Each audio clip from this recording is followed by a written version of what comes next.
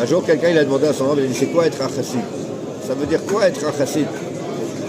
Le Rav lui a dit, je vais te raconter l'histoire. Il y avait un homme d'affaires juif qui voyageait très souvent. Avant chaque voyage, il rentrait chez le rabbi, il demandait une bracha pour que le voyage se passe bien, que le business il se passe bien. Et à chaque fois qu'il prenait l'avion, on lui proposait, tu veux un repas cachère? Lui, il ne mange pas le hercher qu'il lui donnait là-bas. Il ne mange pas le hercher qu'on lui donne là-bas, c'est bien, c'est méadri, tout ce que tu veux, lui, il ne mange pas. Et un jour, il s'est posé la question, est-ce que je dois prendre ce repas? Est-ce que je ne dois pas prendre ce repas?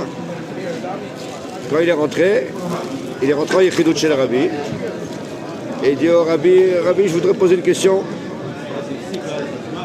Il propose des repas cachers dans l'avion, je ne mange pas cette cache-croûte-là. Est-ce que je dois réserver à chaque fois un repas cacher ou pas?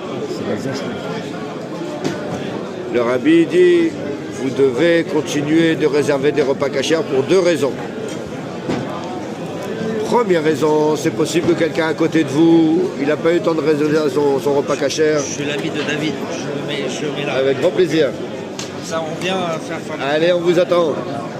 Et il dit, c'est possible que quelqu'un n'a pas eu le temps de réserver son repas cacher et que ce quelqu'un-là, il n'est pas très chazak dans la cache-route. S'il n'a pas de repas cacher, il va manger un petit peu de pas cacher, pas la viande, mais la salade, le poisson.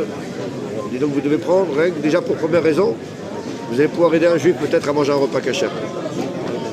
Le Rabbi dit, la deuxième raison, c'est parce que si la société des repas cachers, elle voit qu'il y a de moins en moins de réserves, un jour, elle va dire, on arrête de faire, c'est plus rentable. Donc vous devez continuer de réserver des repas cachers pour que la société continue de faire des repas cachers et que les juifs du monde entier qui ont besoin de repas cachers puissent avoir un repas cacher. Il dit, c'est ça un chassid. Avant de faire quelque chose, tu ne penses pas à toi. Tu penses, qu'est-ce que ça va faire pour les autres? Peut-être que moi, je ne vais pas le manger, donc je m'en fiche. Mais réfléchis pas pour toi. Réfléchis pour les autres.